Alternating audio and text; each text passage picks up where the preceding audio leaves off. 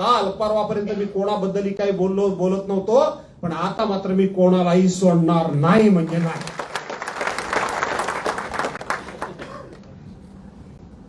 आता मात्र मी कोणाला सोडणार.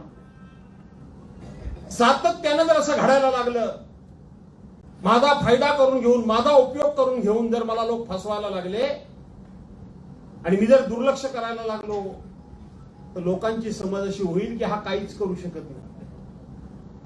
अर्थात मी काय करू शकतो की नाही ते विरोधकांना चांगलं माहिती आहे, फक्त स्वकीयांना माहिती.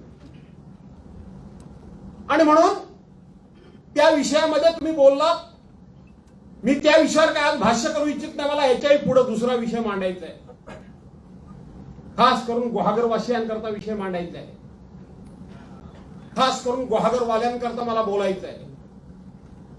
गुहागरमध्ये एक नवा विषय आता सुरू झालाय. मी ब्राह्मण समाजाचा नावाचा उल्लेख तरी केला, मी ब्राह्मण म्हणून त्या ठिकाणी कोणाचा शब्द ब्राह्मण हा शब्द प्रयोग तरी केला. मी ब्राह्मण हा उल्लेखही केलेला नाही, मी ब्राह्मण समाजाचा प्रयोग सुद्धा केलेला नाही. करायचं कारण काय? काही संबंधच नाही. ती जी आपली सभा होती ती राजकीय होती, बरोबर आहे का नाही? राजकीय होती. राजकीय व्यासपीठावरून जर एका दुसऱ्या 4-2 कार्यकर्त्यांचं नाव घेतलं मी आणि ते जर विशिष्ट समाजाचे असतील तर लगेच तो विषय समाजावर गेला. आणि ब्राह्मण समाज जागा झाला तर भास्करराव तुम्हाला लय जड जाईल.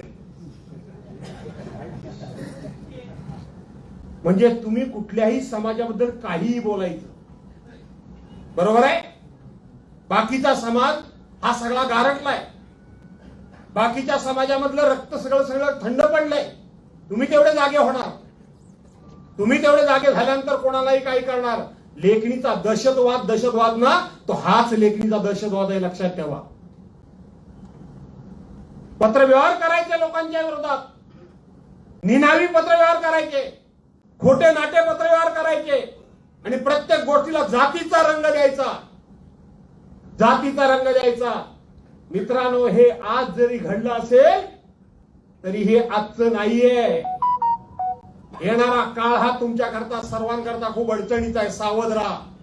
माझं काय, हा काळ आजचा नाहीये.